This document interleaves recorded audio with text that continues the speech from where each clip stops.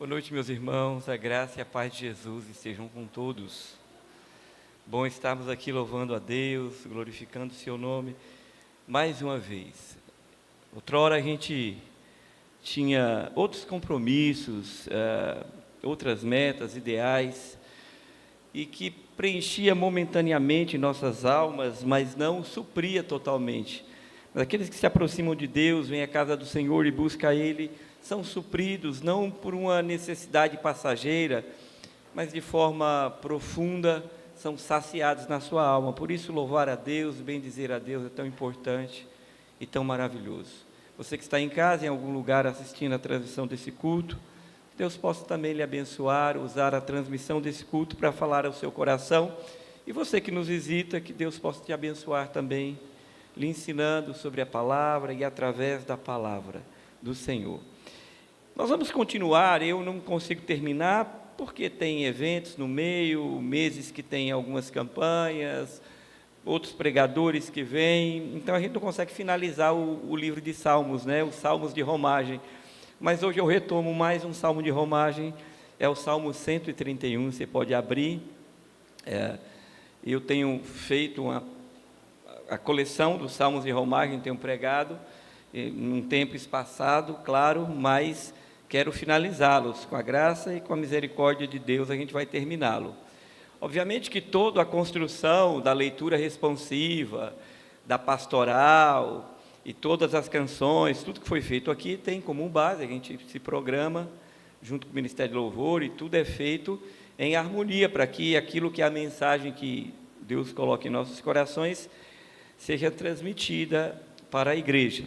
Então, nessa noite nós vamos ver o Salmo 131, pode projetar aí, você já está aparecendo aqui atrás, Salmo 131, nós vamos ler, é um salmo, o menor salmo que temos, vamos ler 3 versos apenas. Você pode ficar em pé para ler junto, lermos todos juntos. O salmista vai dizer assim no Salmo 131, a partir do verso 1, Senhor, não é orgulhoso o meu coração, nem arrogante o meu olhar. Não ando procurando coisas grandes, nem coisas maravilhosas demais para mim. Verso 2. Pelo contrário, fiz calar e sossegar a minha alma. Como uma criança desmamada se aquieta no braço de sua mãe, assim a minha alma dentro de mim. Verso 3 e último, espera, ó Israel, no Senhor, desde agora e para sempre. Curve sua cabeça. Senhor, eis aqui o seu povo, eis homens e mulheres, povo de Deus que está espalhado, visitantes em qualquer lugar que seja desse planeta, através da internet, ouvindo por tua vontade a transmissão desse culto. Viemos aqui louvar o teu nome, não viemos a um show, a um espetáculo, não viemos apenas cumprimentar os irmãos, isso é tão bom, Senhor. Viemos ter comunhão, isto é a Assembleia dos Santos, isto é a igreja, isso está previsto na Bíblia, mas viemos prestar um culto a Ti.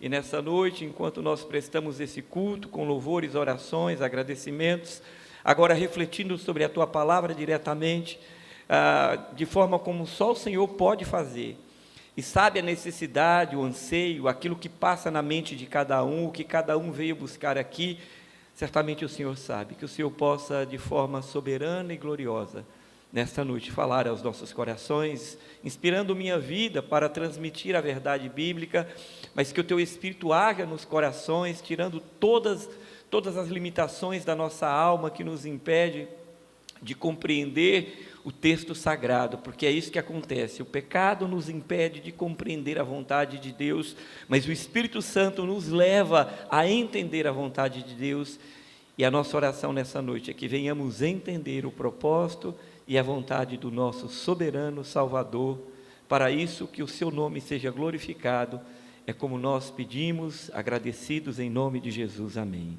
Pode se assentar. Dando continuidade, então, naquela sequência de salmos, meu objetivo nessa noite é explanar esses 3 versos do Salmo 131, fazer e tentar compreendermos o que o salmista está querendo dizer nesses 3 versos, tirar algumas lições para as nossas vidas, entender para quem ele escreveu, por que escreveu e o que isso tem a ver conosco hoje, tentando tirar algumas lições no final para as nossas vidas, sobretudo deixar que o Espírito Santo fale conosco.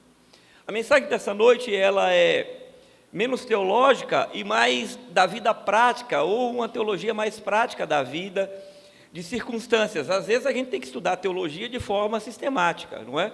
Princípios, doutrinas assim fundamentadas.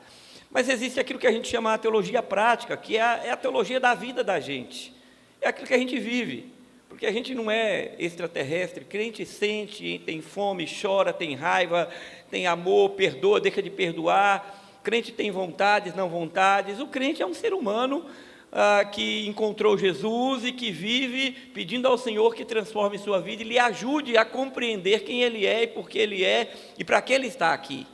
Então, a teologia prática nos ensina sobre a vida diária, desses sentimentos e dessas coisas que a gente passa todo o tempo na vida e que é muito importante. Os Salmos, em especial, trata muito disso, já falei aqui algumas vezes. Quando a gente vai ler o livro de Salmos, a gente se identifica, eu pelo menos me identifico demais, porque tudo que está narrado no livro de Salmos são circunstâncias, são experiências tão comuns da vida da gente, que a gente todo dia está vivendo, sentindo, passando, não exatamente como os salmistas narram, mas muito parecido, de acordo com o nosso contexto de hoje. Então, isso para mim é muito importante, porque a palavra de Deus me ensina quem eu sou, como os homens se comportaram e como eu me comporto todo o tempo, e à luz da palavra de Deus a gente consegue compreender um pouco mais porque agimos assim ou assado. Teologicamente, a gente vai entender como Deus deseja que a gente se comporte em cada situação dos nossos corações. Nesse salmo em especial, ele foi escrito por Davi. Ele tem o objetivo de mostrar que Davi estava passando por um momento difícil. E há aqui algumas coisas que a gente precisa compreender, que eu vou colocar para os irmãos, para a gente poder entender melhor o Salmo. Davi, ele vai expressar um sentimento, lendo assim, de primeira talvez a gente não entenda. Ele começa dizendo: Senhor, não é orgulhoso meu coração. Bom, a gente já pressupõe que alguém diz assim: eu não sou vaidoso. Já é vaidoso, né? Alguém fala: eu não faço. Então é porque você já faz. Eu não sou, é porque você já é. Não é? Então a gente pressupõe que o salmista começa e fala: mas é estranho, eu não sou orgulhoso, meu coração não, eu não sou arrogante. Alguém precisa dizer que não é arrogante? Normalmente a gente não fala essas coisas, as pessoas é quem dizem, porque elas é que vão vivenciar e vão entender se somos ou não somos na nossa vida. Mas então Davi faz uma defesa aqui, ao mesmo tempo ele expõe o coração dele ao Senhor, e por outro lado ele deve estar se defendendo de alguma coisa. Então nessa linha que nós vamos trabalhar e tentar aqui entender por que Davi escreveu esse salmo. É atribuído a Davi, o grande rei de Israel. Esse homem que passou de A a Z, foi um homem de uma família muito humilde, da tribo de Judá, um homem de uma casa muito humilde, da família de Jessé.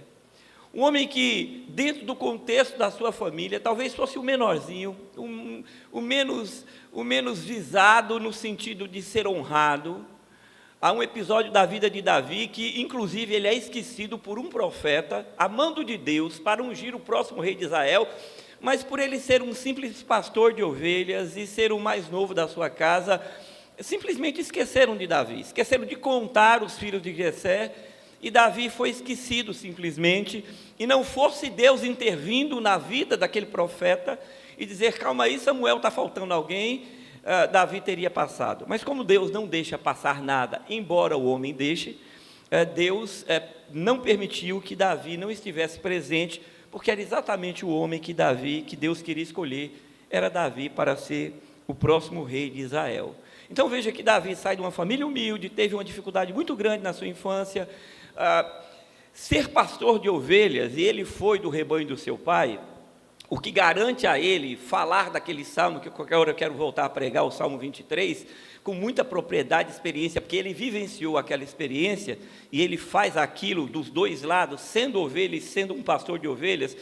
Era um dos empregos ou serviços menos importantes da época de Israel.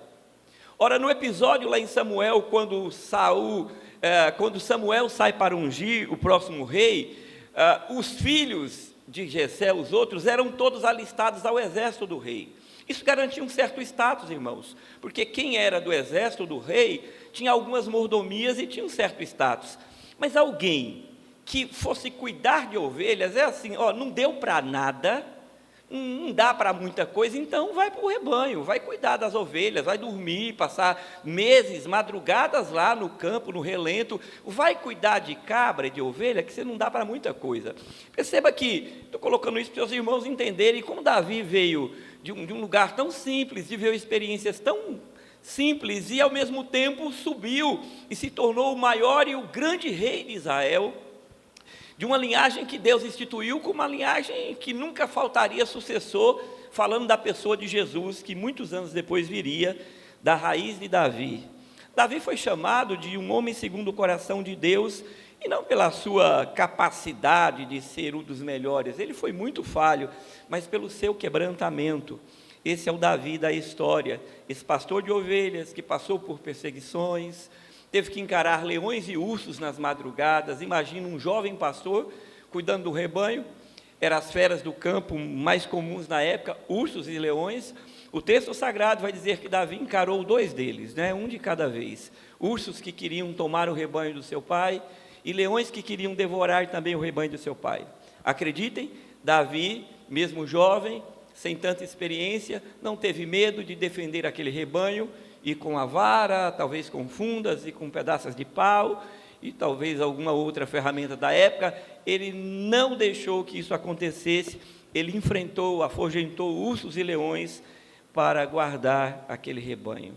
Ele teve experiências diversas, desde as mais difíceis, quanto a glória de ser aclamado como rei, mas Davi também era um homem vulnerável, e isso é um pouco do contexto, mas sobretudo um homem muito humilde, na presença de Deus.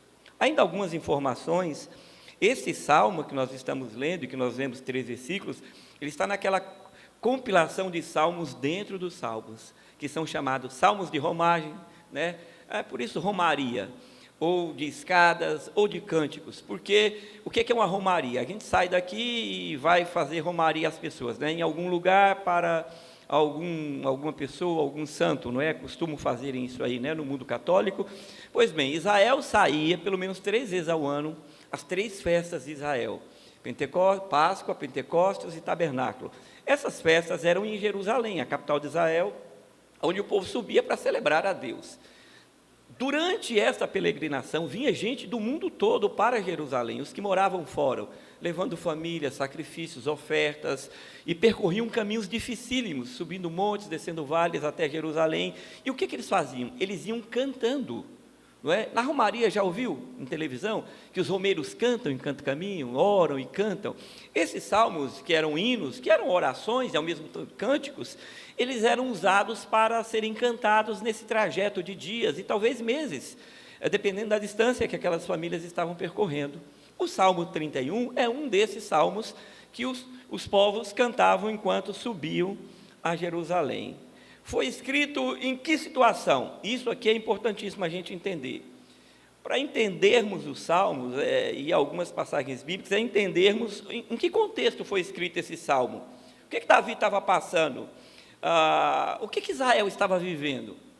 É sempre bom, quando a gente ler um texto bíblico, sobretudo os salmos, perguntar em que período da história isso aconteceu, qual seria o possível contexto deste salmo ou dessa narrativa do salmista.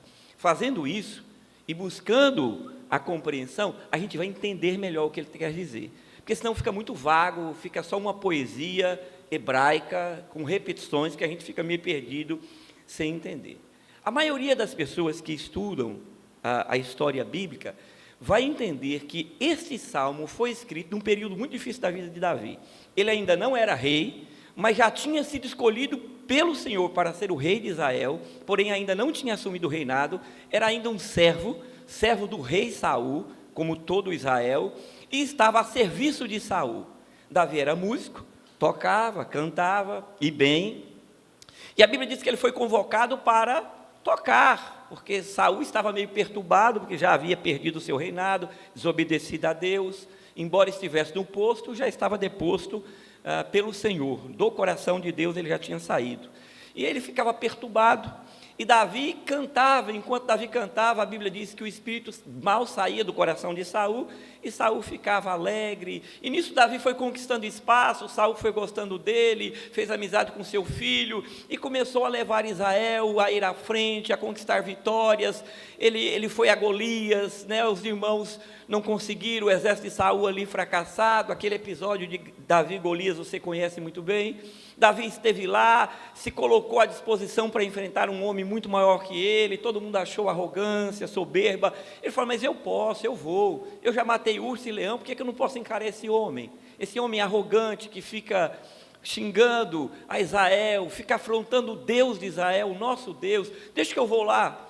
E aquele episódio marcou a vida de Davi, a ponto de Saul gostar dele e chamá-lo para perto.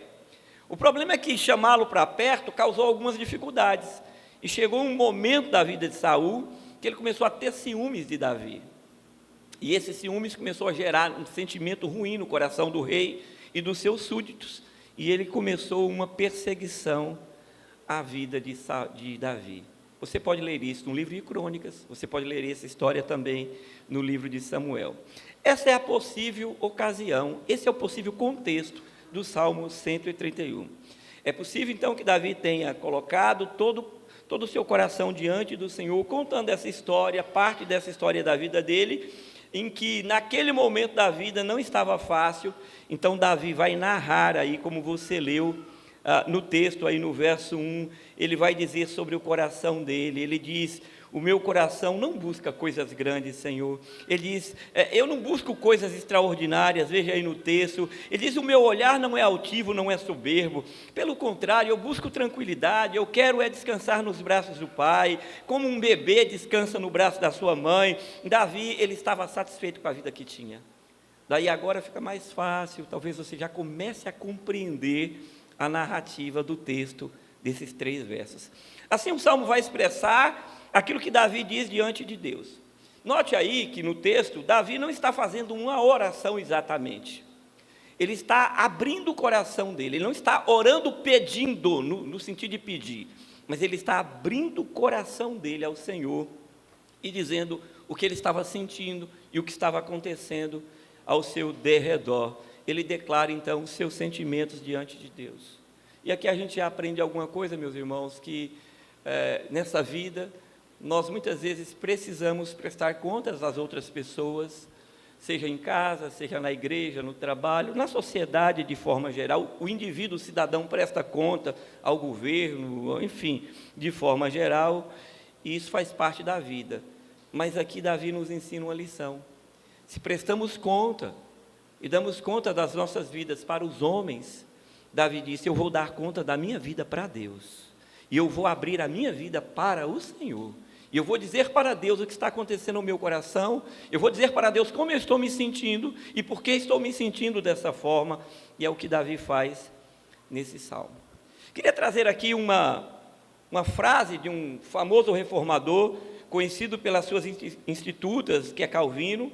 Ele tem escritos muito conhecidos, que são institutas da religião cristã, muito famoso, um dos maiores reformadores da história, do século XVI para o século XVII, e Calvino vai dizer assim sobre esta questão. Ele diz que conhecer a si é querer conhecer a Deus, porque quando nós conhecemos a Deus, mais nós nos conhecemos. E Calvino fala isso para ir de encontro à filosofia, não é, moderna, a filosofia dos homens, que diz assim, conheça-te a ti. Porque quando você se conhece a ti, então você se melhora, você vai conseguir corrigir os seus problemas. Calvino diz, não, conheça a Deus. Quando você conhece a Deus, você vai se conhecer melhor. E não conheça-te a ti, para que você então se conheça melhor. Ele vai na contramão. Ele está dizendo sobre analisarmos as nossas vidas diante da presença de Deus. E existe um salmo que fala sobre isso. Podem pôr aí o Salmo 36, verso 9. Salmo 36, verso 9, vai dizer assim, pois em ti está a fonte da vida, na tua luz vemos a luz. Ou seja, quando eu vou diante de Deus, quando eu estou diante de Deus, então, de tal forma, Deus ilumina o meu coração. A palavra de Deus é muito mais que um raio-x, do que uma ressonância, ou talvez outros equipamentos modernos que tem aí, para dizer que eles revelam tudo que está no corpo humano. Pois bem, A palavra de Deus, quando nós vamos a ela, ela de tal forma irradia a nossa vida, ela de tal forma revela e expõe nosso ser, os sentimentos mais profundos dos nossos corações, que nenhum homem pode alcançar, e nenhum equipamento, por mais moderno que seja.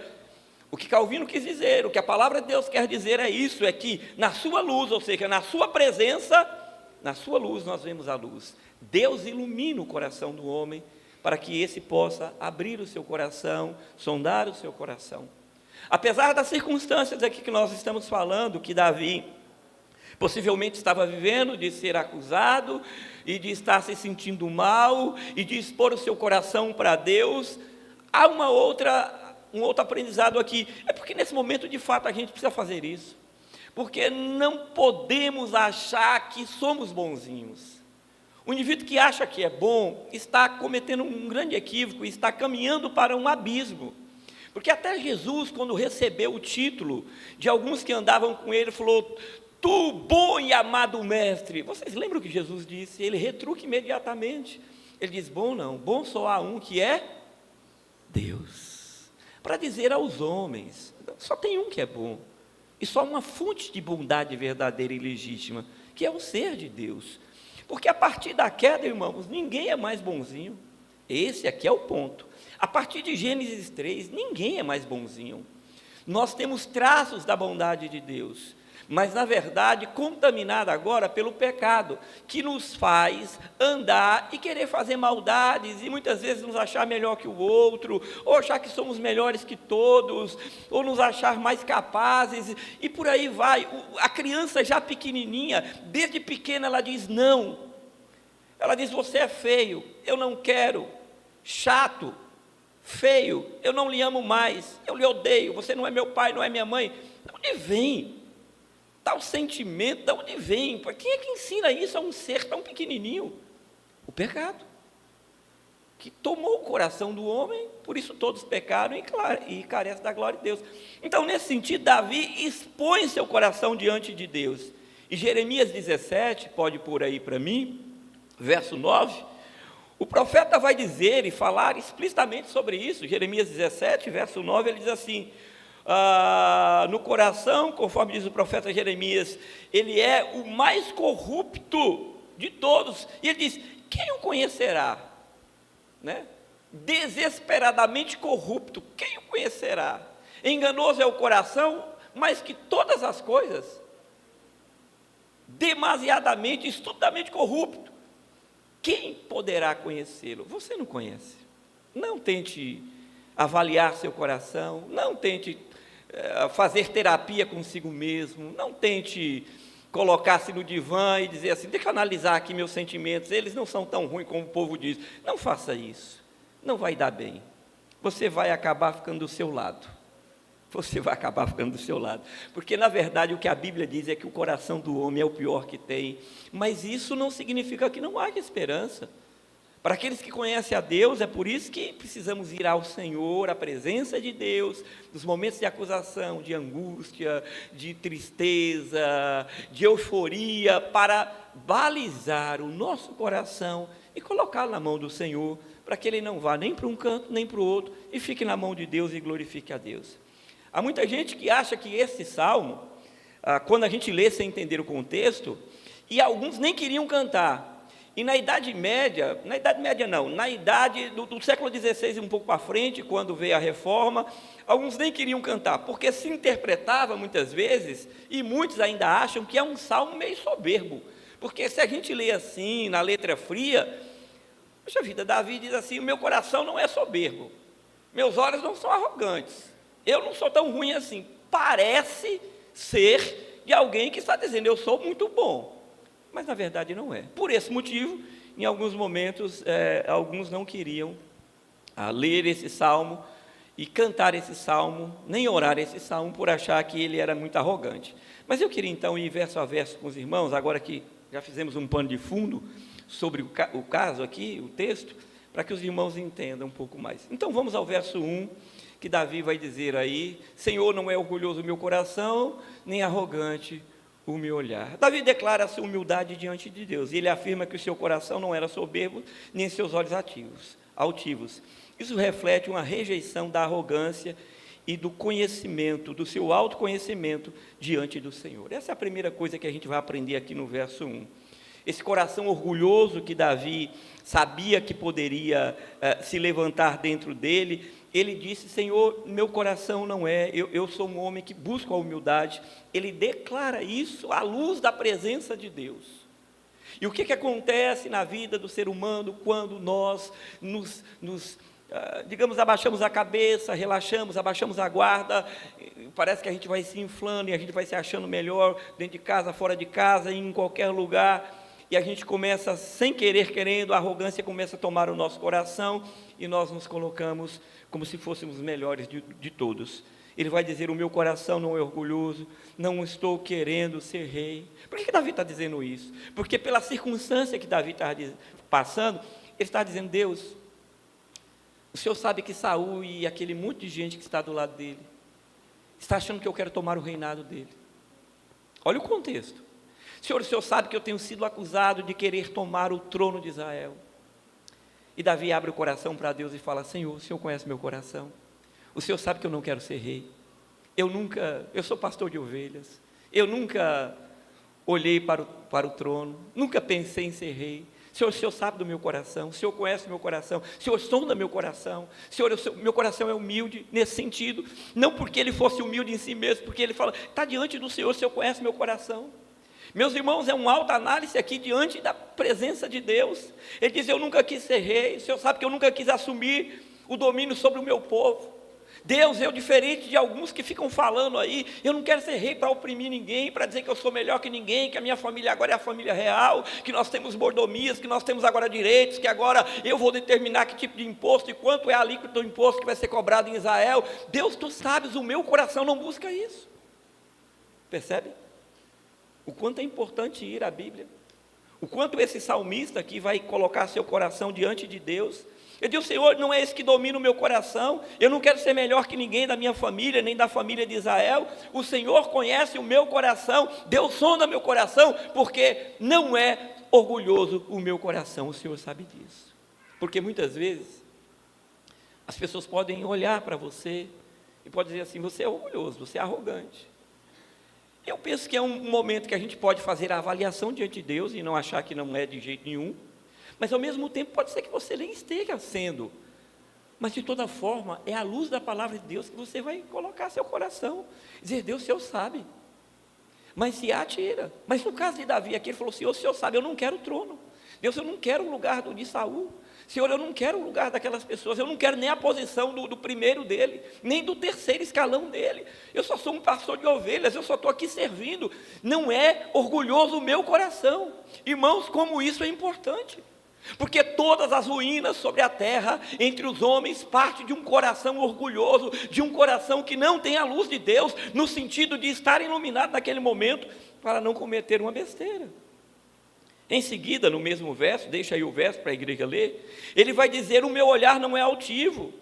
Ele está dizendo, ou seja, eu não olho de cima para baixo, não é? Dizendo assim: vocês são pequenininhos. Estar numa plataforma não faz melhor que ninguém, e ninguém que suba nessa plataforma significa que é melhor ou maior. Não existe isso.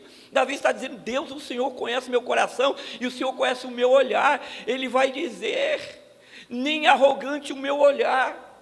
Deus, eu nunca olhei para ninguém, nunca ninguém passou. Eu sou pastor de ovelha, eu estou cheirando a ovelha, o Senhor sabe de onde eu vim, eu durmo no meio das cabras.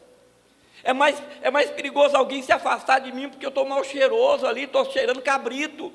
Ele diz: o meu olhar não é altivo, Deus. Eles estão dizendo que eu olho assim, de maneira diferente, só porque venci um filisteu, só porque levei Israel à vitória. Senhor, o Senhor sabe que não, o meu olhar não é altivo. Percebe? Mas tem muita gente que, de fato, às vezes, olha assim, né, de cima para baixo, como se fosse melhor que o outro. Algumas pessoas que sentem no coração assim, que parece que nasceram especiais, de tal forma que parece que quando morrer não vão para debaixo da terra, não vão sofrer os mesmos males, que não pegam doenças, que só porque tem alguma coisa, ou às vezes nem tem. Davi está aqui abrindo seu coração para Deus diante de uma dificuldade que lhe foi imposta. dizendo: o meu coração não é orgulhoso. Nunca desejei o lugar desse homem, o Senhor sabe. Nunca desejei um posto dos seus oficiais, nem do exército de Saul eu sou o Senhor. Voluntariamente me ofereci para morrer pela guerra, pelo povo de Israel, para defender o teu nome. O Senhor sabe disso. O Senhor sabe que eu nunca olhei nem para uma ovelha achando que era melhor que ela. Pelo contrário, expus a minha vida para salvar o rebanho do meu pai. Percebe? Um homem que se coloca diante de Deus, à luz da palavra de Deus, para analisar seu coração, para que a luz do Senhor reflita. Ele ainda continua, ele diz: eu nunca menosprezei ninguém, e nunca fiz nada que fosse desagradável aos teus olhos, nesse sentido, Senhor. Nunca considerei que estivesse acima de ninguém. Mas ele ainda diz nesse mesmo verso, ele diz assim: não ando à procura de coisas grandes, de coisas maravilhosas demais para mim. Olha o que Davi está dizendo, irmãos.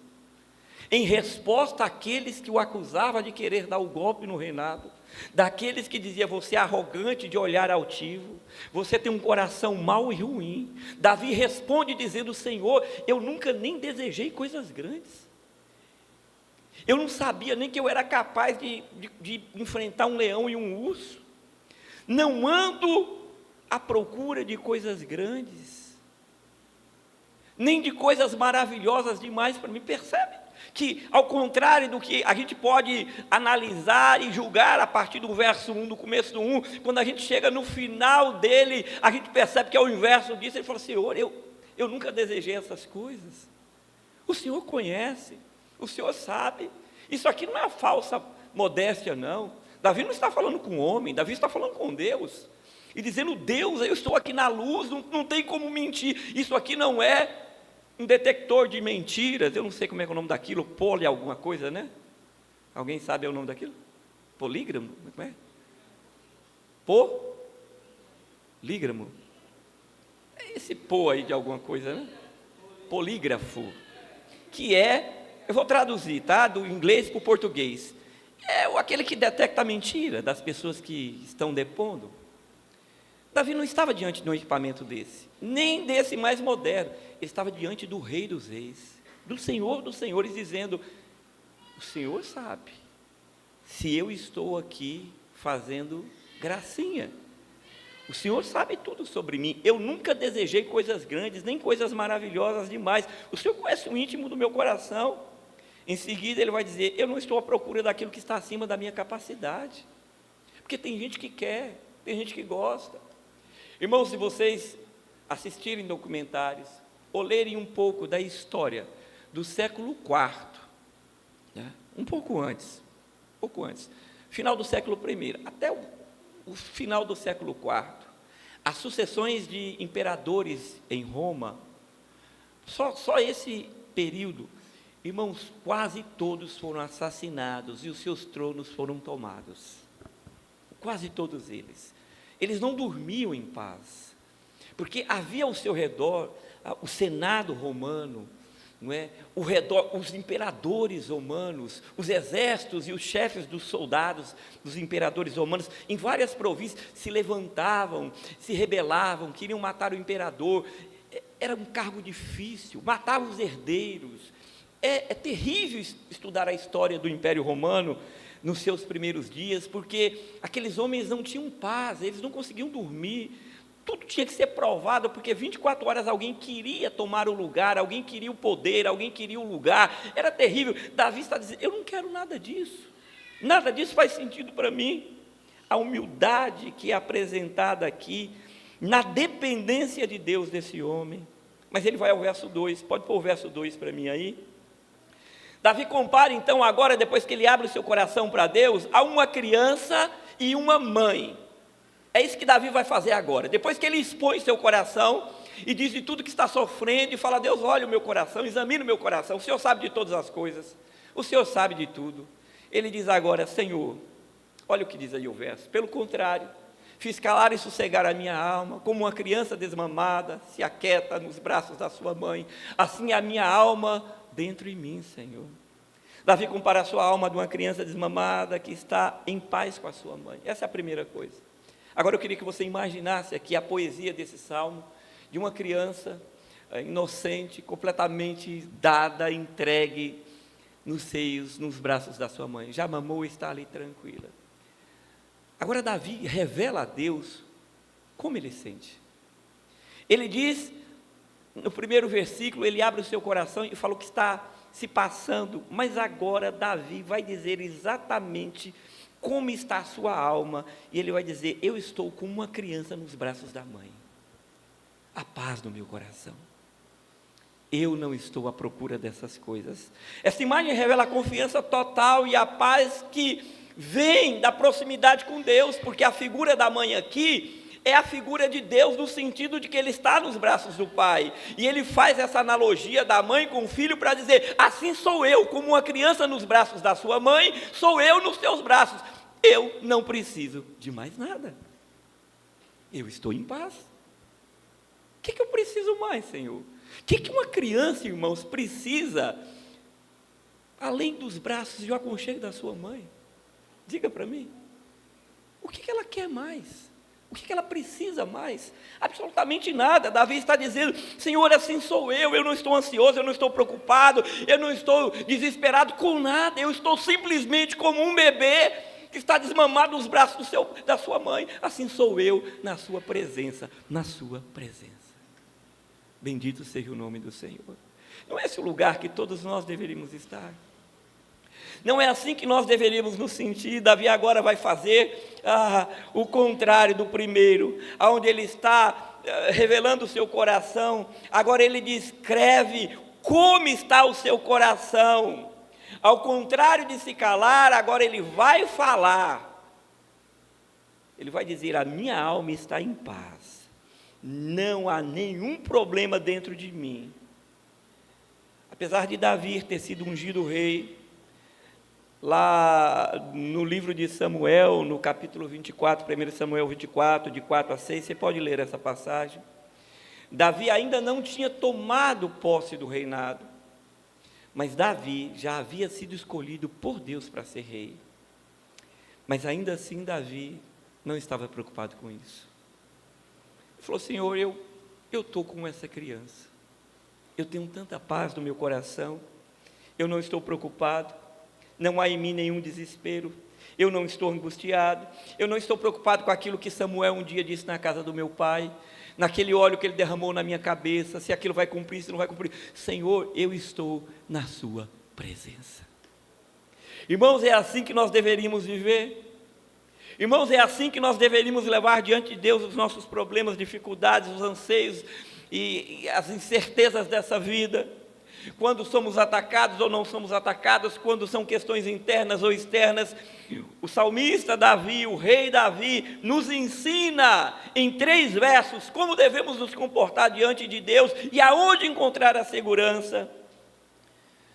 Davi fala: Senhor, embora o Senhor já tenha usado homens para dizer que eu serei o rei de Israel, eu não sei quando isso vai acontecer, eu estou nos teus braços como uma criança nos braços da sua mãe, bem tranquilo, esperando a sua hora, esperando o seu tempo.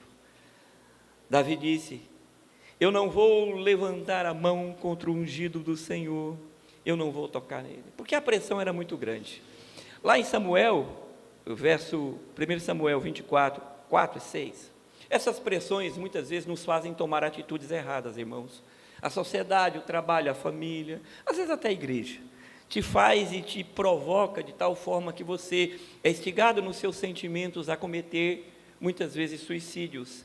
Não de se matar nesse sentido, mas eu estou falando figuradamente de ou se suicidar ou matar o outro, no sentido de tomar ações que vão ser terríveis para o reino, para a vida, para a sua e para a dos outros. Nessa pressão que Davi sofria, e ele tinha montado um exército, e ele fugia de Saul, porque Saul queria matar, e nós já vimos os motivos, e aqui ele retrata no Salmo. Davi, em alguns momentos, teve a oportunidade de destruir a vida de Saul. E se do lado de lá tinham pessoas instigando Saul, e dizendo: esse cara tem que morrer, esse cara quer o seu trono, está aí 1 Samuel 24, do 4 em diante. Davi encontra o rei está meio disperso, a caça de Davi, entra na caverna de Adulão, Davi se esconde com seus homens lá dentro, depois você pode ler esse texto, E os homens de Davi percebem ali a fragilidade de Saul e diz: o rei está distraído. Olha, ainda usam a palavra. Eles vão dizer assim: o Senhor entregou o teu inimigo nas tuas mãos. É interessante.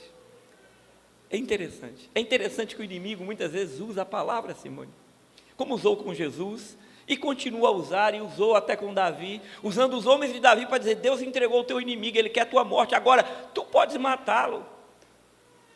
Davi falou: eu não estou, não vim fazer isso. Se Deus me quer como rei, se aquilo que aconteceu na casa do meu pai é da parte de Deus, se um dia vou governar Israel, isso não é problema meu. Eu não vou tirar ninguém, Deus pôs, Deus tira. Davi: eu não toco no ungido do Senhor, eu não vou tocar, porque do lado de Davi agora os homens de Davi estavam instigando: mata o rei, e não foi uma vez não, ele teve pelo menos umas 3 chances de matar Saul. Ele falou: não toco no ungido do Senhor, não quero tocar, não vou matar ninguém, esse não é o meu papel, não fui chamado para isso, eu sou como uma criança nos braços da sua mãe, eu estou em paz, sossegado, suprido, não preciso de coisa alguma, eu estou bem como estou, Deus está comigo. Que coisa maravilhosa. Davi não se deixa ser instigado e provocado pelo senso de justiça, ou autopiedade, ou de vingança. Ele não deseja matar o rei. Ele falou: não é problema meu, não ungi, não chamei, e não sou eu que vou tirá-lo. A glória é de Deus, Deus é quem comanda tudo. Meu coração não está procurando coisas grandes, eu não procuro ser maior que os meus irmãos. Davi deixa-nos um exemplo tão bonito, tão nobre, de colocar a sua vida na presença de Deus e deixar que Deus dirija o curso da vida. Há um provérbio, irmãos, que diz assim: que herança buscada, adquirida e tomada fora de tempo, o seu fim não será bom. Davi já conhecia esse provérbio. Davi, talvez por revelação e iluminação de Deus, conhecesse a história que seria escrita séculos depois de Lucas 15, o filho pródigo. Pegar aquilo que não é seu fora do teu tempo. Ah, não, mas era meu. Mas não era o tempo de pegar. Isso é uma lição preciosa. Muitos vão aprender isso de dura vida. Vão aprender porque vão pegar e vão dizer: é meu, eu tenho direito, como o filho pródigo. Ele de fato podia pegar porque ele tinha um direito, só não era a hora dele pegar, e ele trouxe grande ruína para a vida dele, para o irmão dele. Ele gerou um constrangimento muito grande. Embora ele tivesse direito àquela herança, a hora daquela herança não era aquela. Davi sabia que embora ele tivesse o direito do reinado, ele falou: não sou eu e não é a minha hora, e eu não vou ouvir aqueles que estão do meu lado, e ainda que queiram o meu bem, me levando a cometer um assassinato, a tocar nas coisas que Deus é que controla, que domina. Não sou eu que vou fazer isso. Deus coloca reis e Deus tira reis. Eu não quero herança fora do tempo. Se tiver que ser, será. Deus é soberano, Deus conduz todo o universo. Louvado seja o nome do Senhor. Deixa eu dizer uma coisa para você: Deus tem as coisas certas na hora certa para a sua vida. Não queira antecipar a herança. Não deixe seu coração, nem as pessoas que vivem com você e que não fazem por mal, às vezes é por falta de incompreensão, te instigarem a querer pôr a mão naquilo que ainda não é hora de pôr. Não permita que seu coração seja inflamado, mas antes faça como o salmista: diga: Senhor, eu estou como uma criança nos braços da sua mãe depois que mamou. Eu tenho tudo o que eu preciso aqui. Aliás, eu nem queria sair daqui, Senhor. É o que o Davi, é o que o salmista nos ensina. Esse princípio aqui, eu vou para o final, ele nos ensina aquilo que uma das solas na reforma nos garante: sola graça. É tudo pela graça de Deus. Eu não mereço nada, você não merece nada. Se alguma coisa vier, é por graça divina. A salvação é graça, tudo é graça de Deus, irmãos. E Davi nos ensina, e ele fala: eu não vou tocar nele, Deus é que sabe a hora que vai fazer, e se eu tiver que ir ao reinado, eu irei. É Ele que põe, é Ele que tira. Bendito seja o nome do Senhor. Eu vou para o último verso, verso 3, pode projetar aí.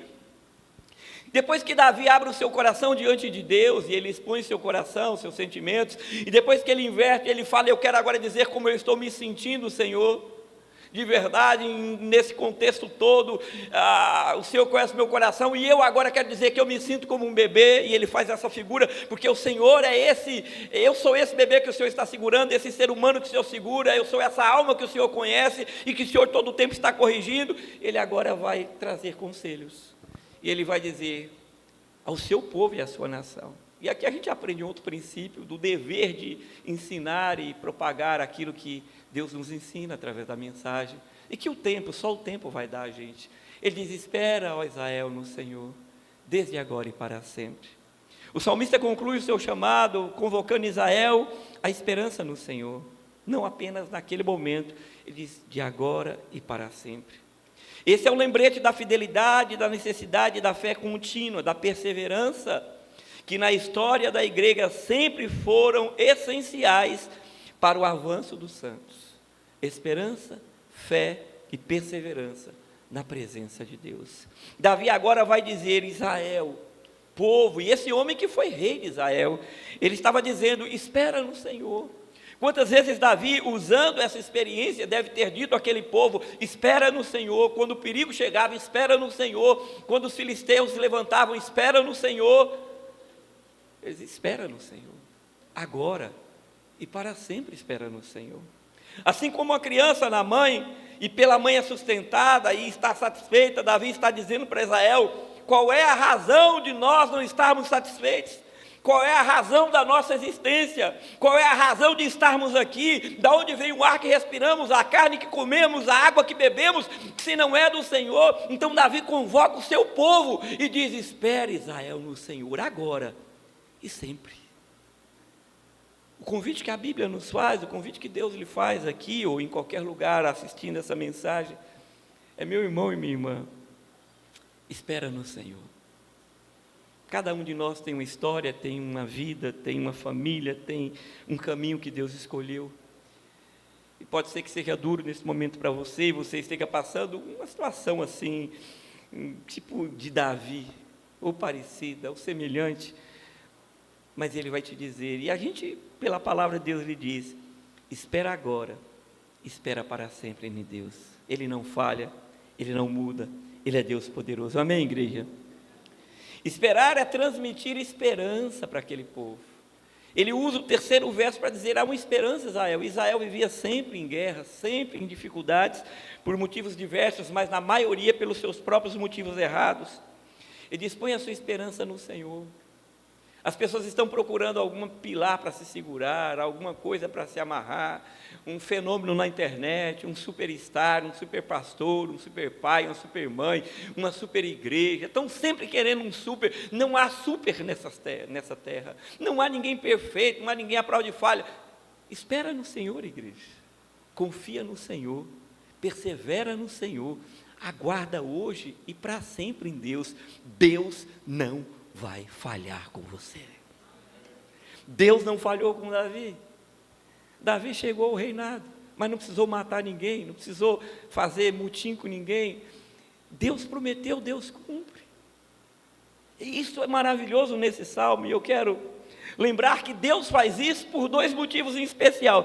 Primeiro, porque Ele é Deus da aliança, e Davi sabia disso, o Deus de Abraão, o Deus de Isaac, o Deus de Jacó. O primeiro motivo pelo qual você deve confiar e permanecer nessa esperança, na fé contínua em Deus, é porque Deus é um Deus de palavra, Deus é um Deus de aliança, e a aliança que Ele falou e que Ele fez, Davi sabia que nunca iria falhar.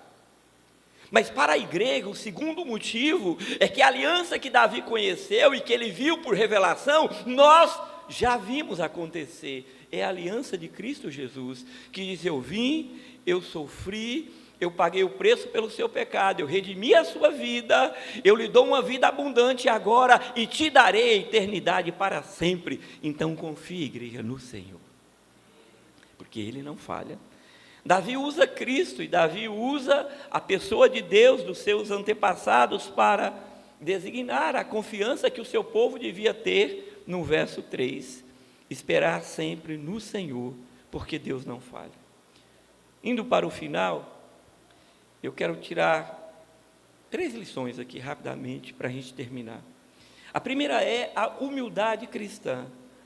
Davi, como todos os crentes que são chamados, devem cultivar a humildade, reconhecendo que a autossuficiência só nos levará ao buraco, ao desespero, à falta de fé, e que nós devemos plenamente descansar na graça e na soberania de Deus. O mundo exalta o orgulho, a soberba e a resposta imediata sobre um tema que muitas vezes você é constrangido, a autossuficiência. Mas Deus diz: Deus resiste ao soberbo, mas Ele dá graça aos humildes. Isso foi lido aqui na nossa pastoral.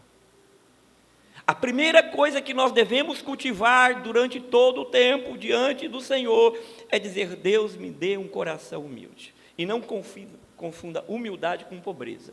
Uma coisa não tem nada a ver com a outra. Tem muito pobre, soberbo e orgulhoso, e tem muito rico, humilde. E há muito rico, soberbo, e há muito pobre, humilde, no sentido de quebrantado diante de Deus. São coisas diferentes. A humildade cristã é fator primordial, porque Deus vê tudo, e Davi narra esse salmo à luz do Evangelho, à luz de Cristo. Ele fala: o Senhor conhece meu coração, o Senhor sabe. A humildade, não importa, deixa que Deus faz, deixa que o tempo de Deus faz, cultive isso, busque isso. Quando o Senhor abre o sermão, Ele diz que aqueles que virão a Deus são os humildes de coração.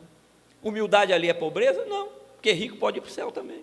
Humildade ali é quebrantamento, humildade ali é alguém que se coloca diante de Deus. Então a primeira coisa que nós devemos aprender nesse texto, indo para o fim, é a humildade cristã, à luz da palavra, não em você mesmo, não porque você vai conseguir. O mundo faz isso e não consegue, é sempre para orgulho deles.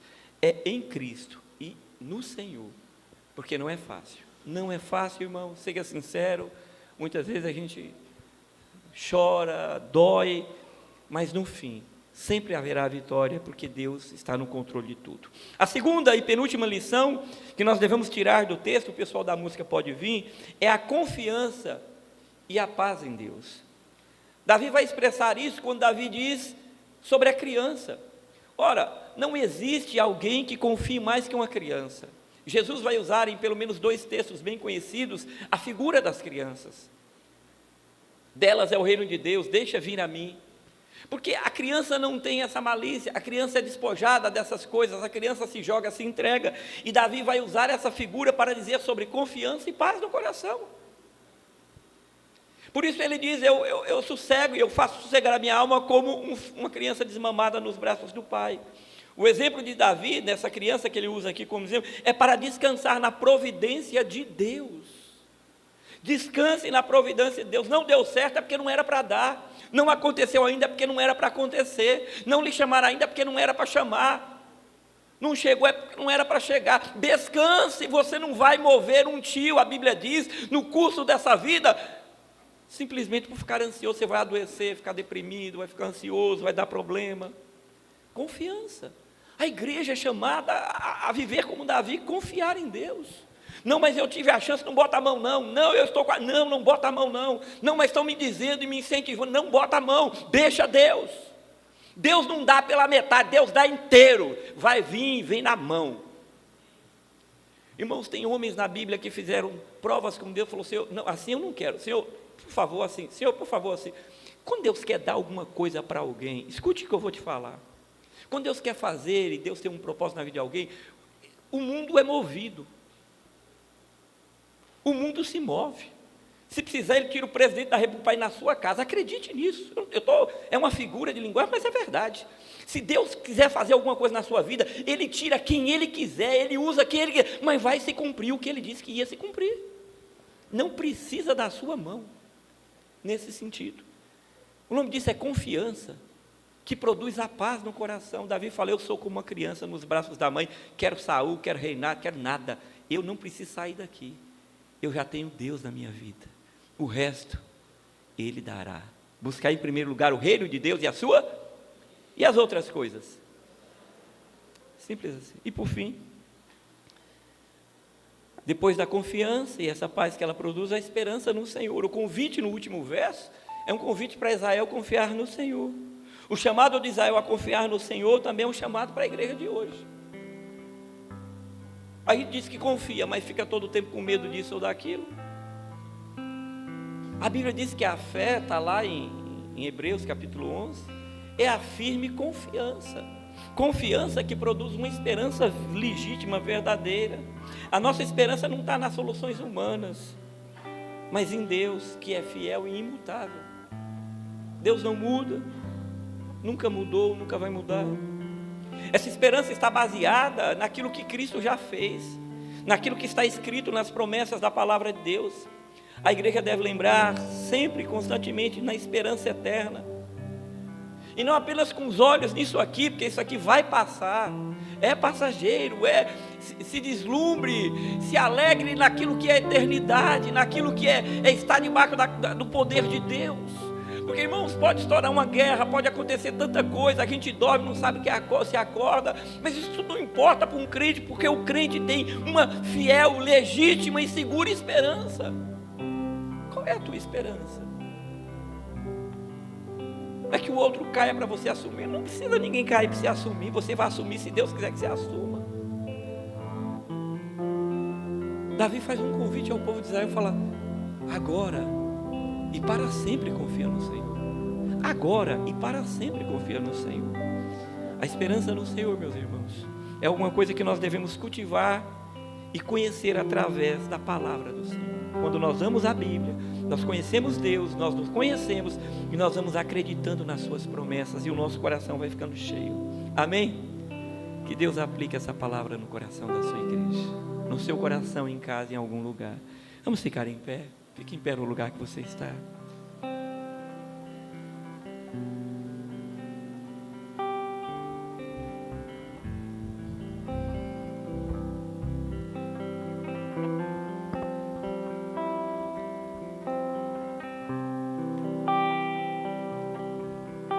Você não é Davi. Esse aqui não é o reino de Israel. Ninguém aqui é Saul. Mas nós somos filhos de Deus e estamos diante da palavra e da história verdadeira, fiel do Senhor. E nesse sentido sabemos que todos nós vivemos circunstâncias e podemos passar por coisas parecidas. Eu não sei o que aflige seu coração, sua alma, mas eu sei de uma coisa: o fim para aqueles que confiam no Senhor será sempre o melhor, porque Deus é bom e Deus quer sempre o melhor para o seu povo, em todos os sentidos e de qualquer forma. Por isso eu vou convidar você que feche seus olhos. Eu quero fazer uma oração antes daqui de cantar e pedir a Deus que venha no seu coração, dessa pessoa que está em casa. Eu queria que você colocasse diante do Senhor a sua história, a sua vida. É diferente da de Davi, eu sei, mas talvez algumas coisas tenham sido pertinentes à sua história. E talvez você tenha aprendido alguma coisa sobre a postura de Davi. Deus, nós estamos diante da Tua palavra nessa noite, Senhor. E a Tua palavra é tão maravilhosa, porque ela traz consolo, esperança, paz. E na verdade nós queremos ser como essa criança que Davi usa como figura, para dizer que é como uma criança no seio da sua mãe, assim deve ser um filho de Deus nos braços do Pai, confiantes a despeito do que esteja acontecendo ao seu redor, descansado, com fé, com a certeza de que absolutamente nada sairá do tempo, da hora, e que tudo aquilo que o Senhor disse acontecerá. Não precisa se arrepiar, não precisa ter nenhum sonho, não precisa ter nenhuma revelação, porque tudo já está revelado na palavra. Basta apenas querer conhecer Deus e abrir o coração a Ele. Eis aqui o coração do teu povo. Tu conheces o sentimento, a alma, a vida de cada um, como cada um se sente. Ah, Senhor, chega junto pelo poder do nome de Jesus. Espírito Santo, nesta noite, ministre a Tua palavra ao coração da Tua igreja, produzindo fé. E que as nossas vidas possam terminar no apelo de Davi. Que a Betel, que todos nós possamos esperar no Senhor, agora e para sempre. Porque no Senhor há copiosa redenção. Se com Deus, ajuda. E se há em nosso meio ou em algum lugar alguém que esteja com o coração queimando, porque nessa noite o Senhor escolheu essa pessoa para salvá-la, para mudar a sua vida, oh Deus, oh Senhor Jesus, Espírito, essa é uma obra Tua. Converte agora, faz com que essa pessoa tome essa decisão e o receba como Senhor e Salvador. Para que essa pessoa nunca mais confie no seu coração, mas confie no Senhor e seja redimida dos seus pecados, hoje e para sempre, pela obra da cruz. E nós estaremos aqui, prontos a ajudar a todos aqueles que tomarem essa decisão. Que todo louvor, que toda honra, que toda glória sejam dadas a Ti. A igreja diz amém.